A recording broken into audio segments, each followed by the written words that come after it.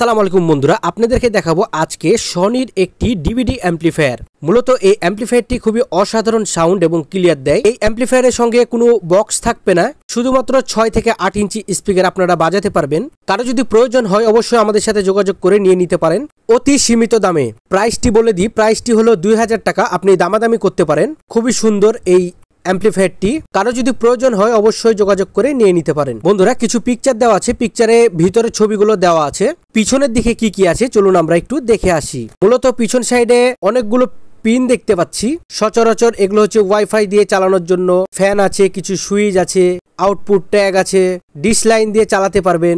মোটামুটি ভালো একটি জিনিস, খুবই চমৎকার।